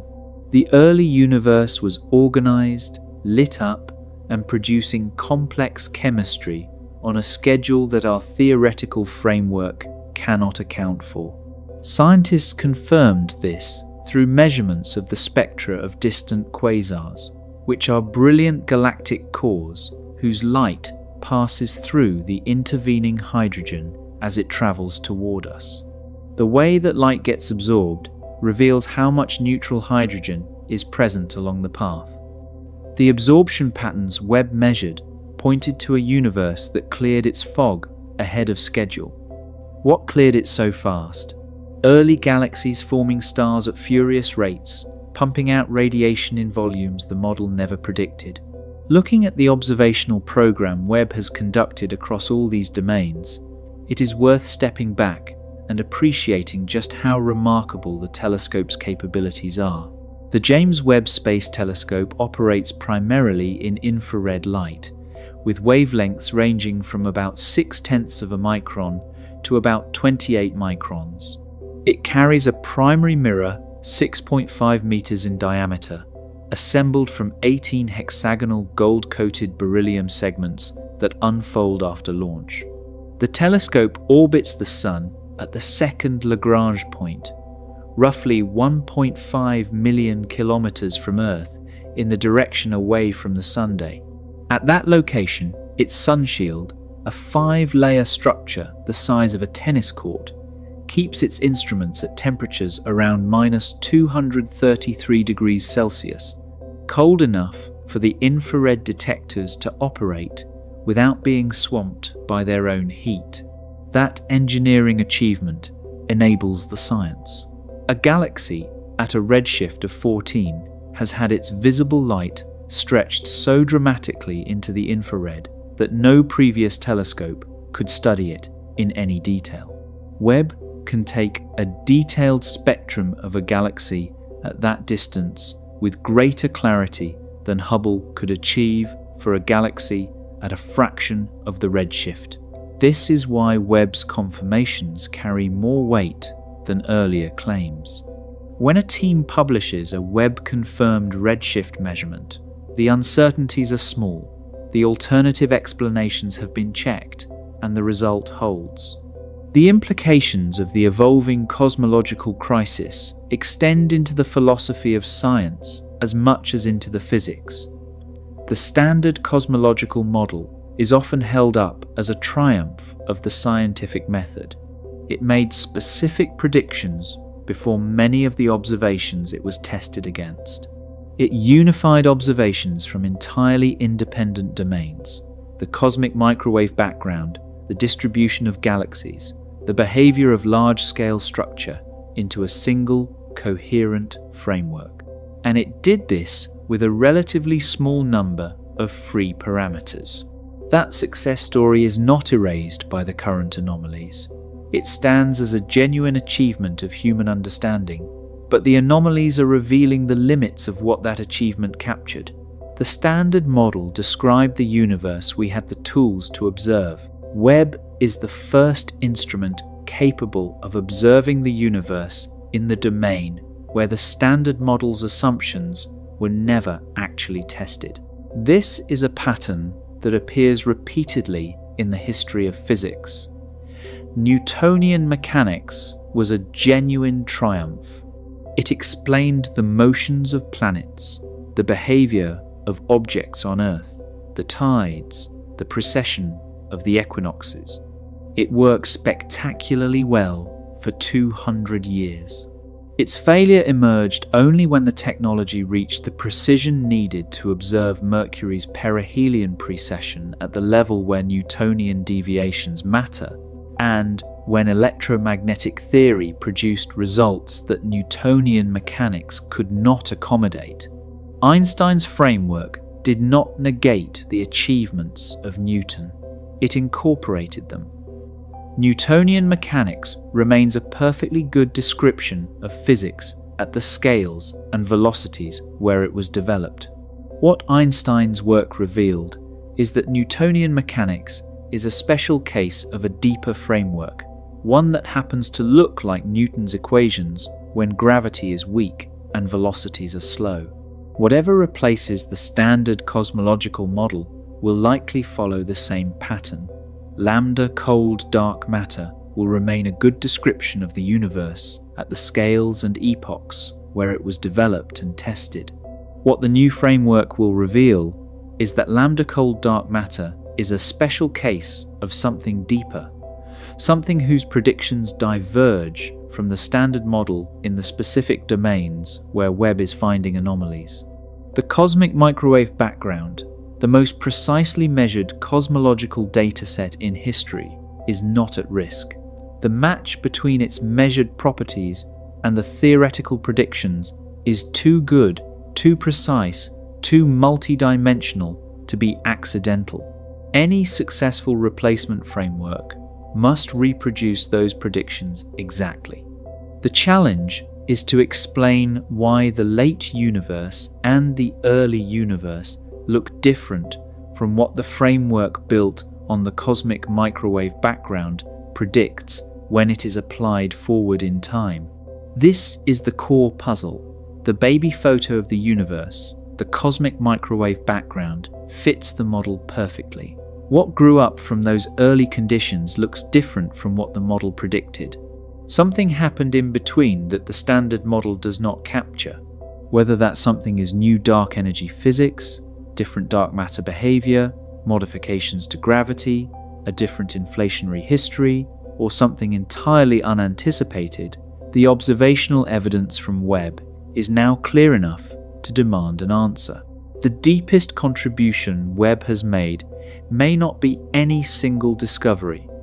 It may be the demonstration that these questions are now scientifically tractable. For most of cosmological history, the first billion years of cosmic time were largely inaccessible. Theoretical models could be built and debated, but the observations needed to test them rigorously were out of reach. Webb has brought that era into sharp observational focus for the first time. In doing so, it has transformed the first billion years from a theoretical playground into an empirical testbed. Predictions can now be made and checked against real data. Models can be eliminated rather than simply debated. And the data that has accumulated in just a few years of Webb operations has already eliminated many of the simple explanations that theorists previously relied on to dismiss early universe anomalies. That is what makes this moment in cosmology so significant. It is not that the standard model is simply wrong, it is that Webb has given science the tool to figure out precisely how and where it is wrong. And those answers will point toward what comes next. The telescope was designed and built by thousands of engineers and scientists across 2 decades. It was launched in December of 2021 and reached its operational configuration in the following months. Every person involved in that effort knew they were building an instrument capable of transforming our understanding of the cosmos. None of them could have known exactly how or in precisely which direction the transformation would point. What they built has revealed a universe that is stranger, more organized, faster developing, and more chemically rich in its earliest phases than humanity imagined. It has placed the most successful cosmological model in history under genuine observational pressure for the first time, and it has opened a set of questions whose answers will occupy the next generation of physicists and astronomers for decades to come. The universe built its first galaxies faster than we thought. It enriched its gas with heavy elements faster than we thought. It formed its large-scale architecture faster than we thought. It grew its central black holes faster than we thought. It quenched some of those galaxies faster than we thought. And it is expanding slightly faster locally than the early universe calibration predicts. Every one of these statements is supported by precise measurements from one of the most carefully engineered scientific instruments ever created. Every one of them points in the same direction. Something fundamental about our description of the universe needs revision, and the revision will be deep. Webb is still watching. The data continues to arrive, the confirmations continue to accumulate, and somewhere in the light of galaxies, so distant that their photons began their journey before our solar system existed, the answers are already there, waiting for the physics that can explain them. That physics does not yet exist, in its complete form. But the question has never been so precisely defined. The data has never been so clean, and the tools being built to extend and deepen Webb's observations have never been so capable. The next chapter of cosmology is being written now, observation by observation, data release by data release, in the ancient light that a golden-eyed telescope has finally learned to read. The question of what comes after the standard cosmological model is inseparable from a deeper question about what science can and cannot know about the universe's very beginning. The cosmic microwave background is the oldest light we can directly detect. It was released roughly 380,000 years after the Big Bang, when the universe cooled enough for electrons and protons to combine into neutral hydrogen atoms for the first time, allowing photons to travel freely. Everything before that moment is invisible to us through light. The hot plasma of the early universe was opaque to electromagnetic radiation. We cannot take a photograph of the universe's first 380,000 years. We can, however, read the consequences of that era in what came after. The tiny temperature variations in the cosmic microwave background carry a detailed record of the density fluctuations present in the primordial plasma. Those fluctuations encode information about inflation, about the composition of the early universe, and about the physical processes operating in the first fractions of a second. The standard model extracts that information with remarkable precision. But there is a limit to what the cosmic microwave background can tell us about the era before it was released. Whatever happened during inflation, whatever set the initial conditions that inflation then amplified into the density fluctuations we observe, whatever existed before inflation, if anything did, all of that lies beyond the wall of the last scattering surface. Webb's observations of the first billion years are the earliest direct data we have about structure formation. They are not a photograph of inflation, but they are a record of the consequences of inflation. And those consequences, as Webb is documenting, look different from what standard inflation predicts. That discrepancy is a message from the era we cannot see directly. Reading it correctly is one of the central tasks of cosmology in the coming decades. Gravitational waves may eventually provide a way to look through the cosmic microwave background wall. The primordial gravitational wave background, produced during inflation, would carry a direct imprint of inflationary physics. Current and next-generation gravitational wave detectors, including space-based interferometers, like the Laser Interferometer Space Antenna, planned for launch in the early 2030s, will search for that background. If they detect it, the signal will encode information about the energy scale of inflation and the spectrum of density fluctuations it produced. Combined with Webb's observations of the resulting structure formation, that information could constrain inflationary models in ways currently impossible. The connection between Webb's anomalies and fundamental particle physics is also worth considering. The nature of dark matter is a particle physics question as much as a cosmological one. Dark matter particles, whatever they are, were produced in the hot early universe, and their properties, their mass, their interactions, their quantum numbers determined how dark matter halos formed and evolved. If dark matter is warmer than the cold dark matter model assumes, that reflects a property of whatever particle constitutes it. Identifying that particle is a goal shared between particle physicists using colliders and accelerators and cosmologists studying structure formation with telescopes like Webb. The absence of a direct dark matter detection in laboratory experiments over several decades has already pushed physicists to consider candidates beyond the simple, weakly interacting massive particles that once seemed most promising.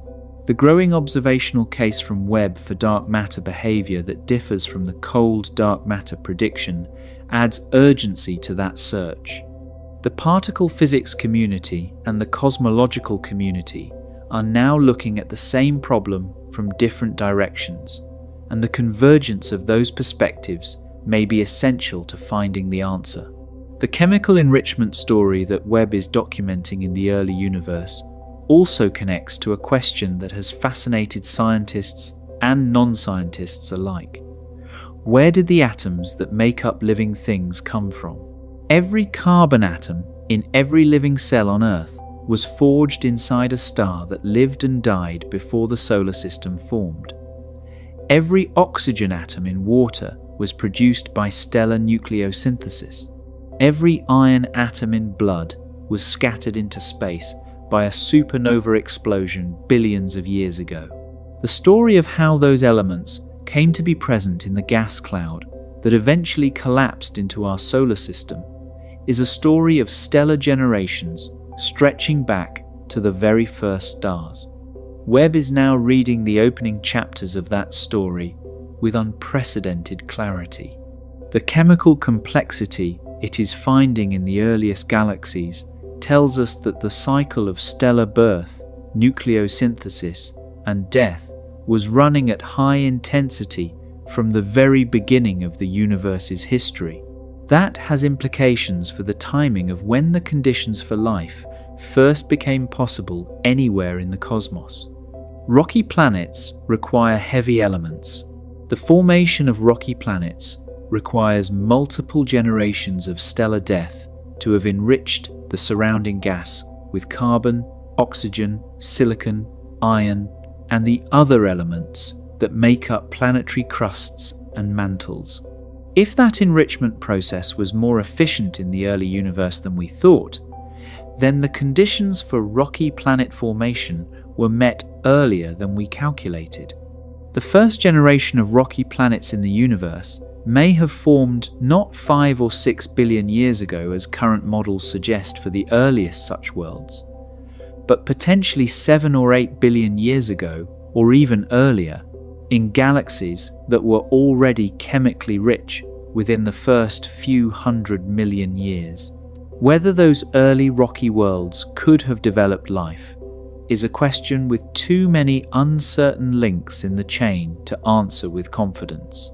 But the timeline that Webb is revealing makes the universe older in terms of chemical potential than we had imagined. The cosmos had more time than we thought, was richer in heavy elements earlier than we thought, and was building organized structures on timescales we previously thought impossible. Those three facts, each confirmed through precise spectroscopic measurements, and each pointing in the same direction, mean that the universe was a more capable environment for complexity and potentially for life at earlier epochs than the standard model suggested.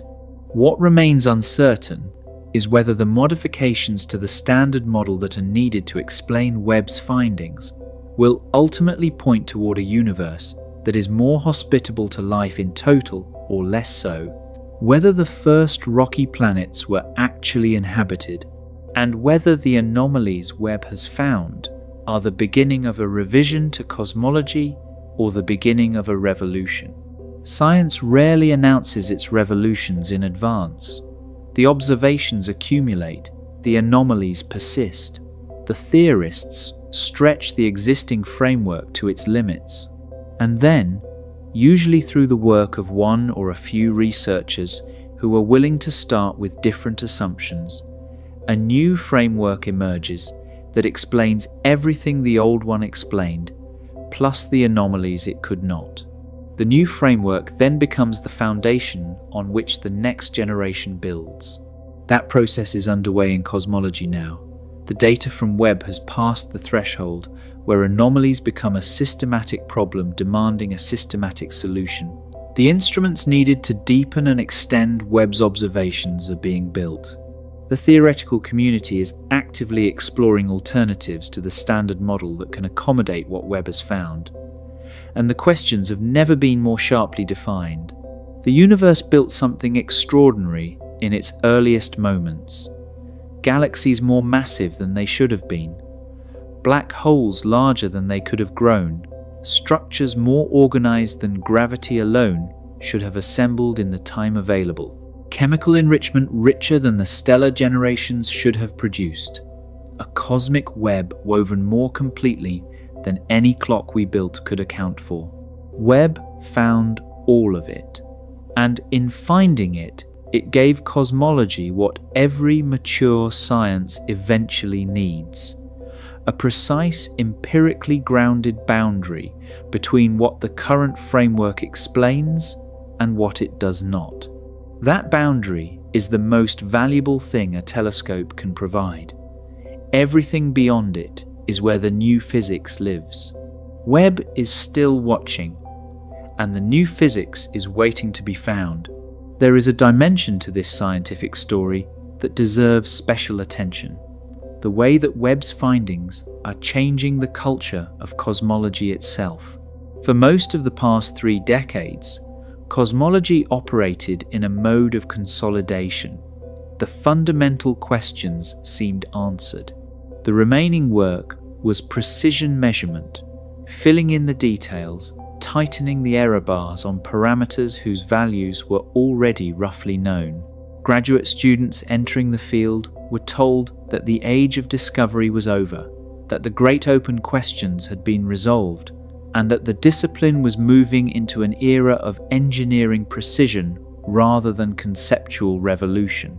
Webb changed that atmosphere overnight. Researchers who had spent careers making incremental improvements to simulations within the Lambda Cold Dark Matter framework suddenly found themselves sitting across a table from data that their simulations could not reproduce. Conference sessions that had previously been careful, technical, precise discussions of parameter fitting became heated debates about whether the framework itself was valid. Papers that would previously have been rejected as too speculative found audiences because the observations demanded speculation. The sociology of a science changes when its foundations are challenged.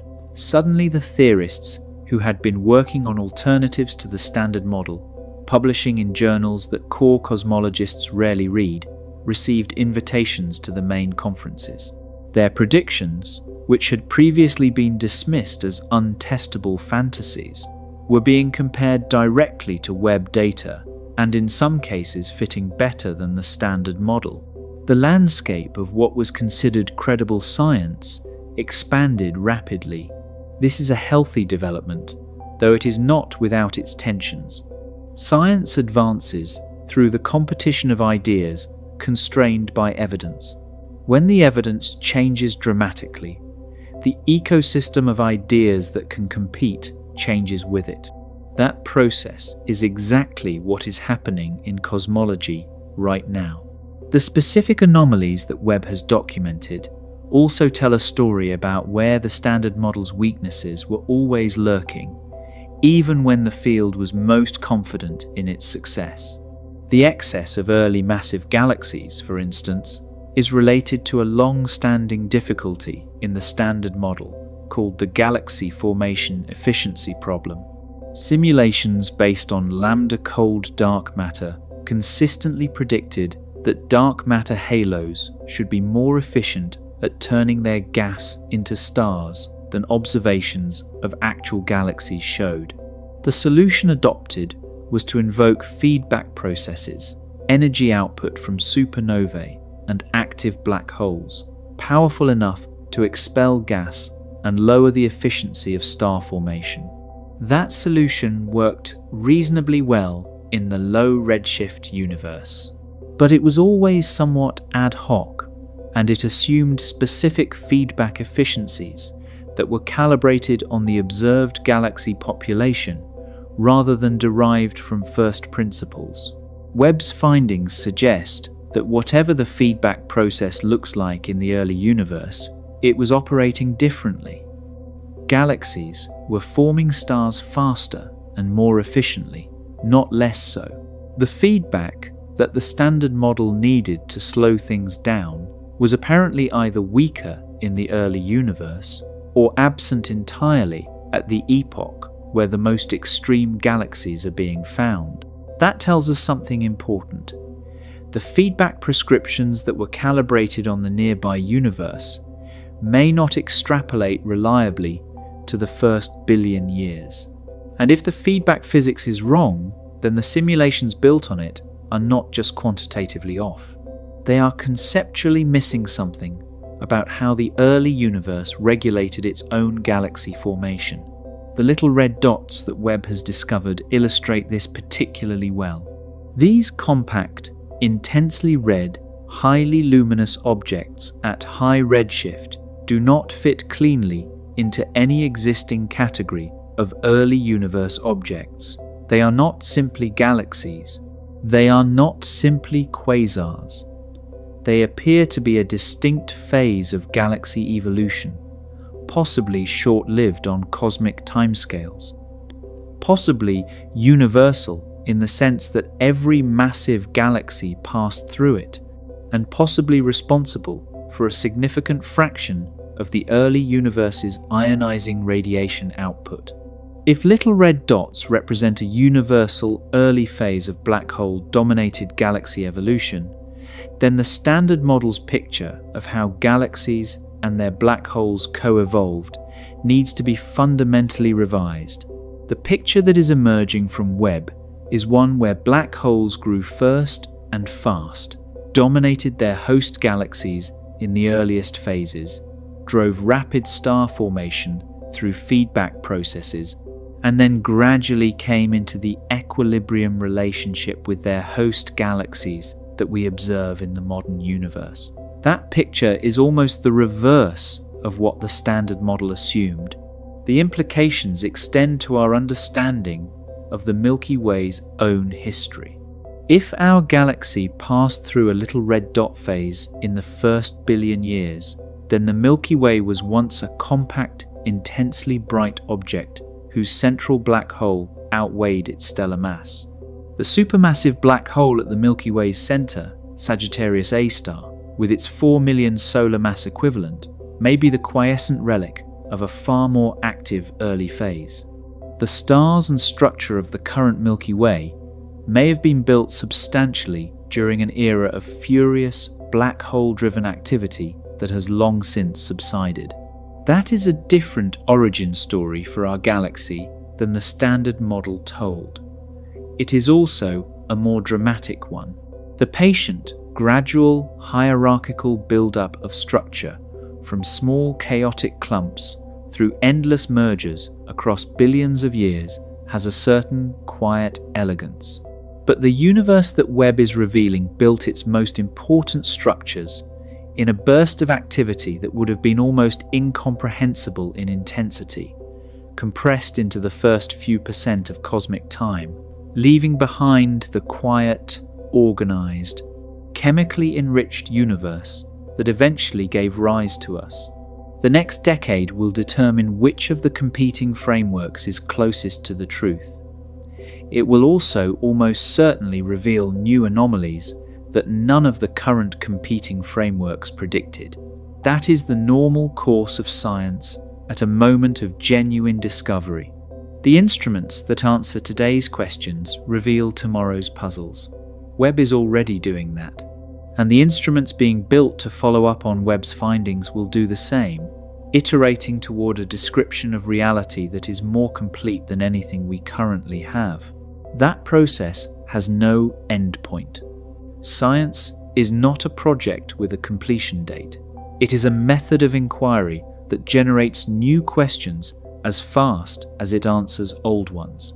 But there are moments in the history of science where the pace of that inquiry accelerates dramatically, where the conceptual landscape shifts in ways that reshape every question being asked. This appears to be one of those moments. The ancient light that Webb is collecting, photons that have been traveling since the universe was less than a few percent of its current age, carries the most detailed record of the early cosmos that any instrument has ever been able to read. Reading it correctly will require new physics.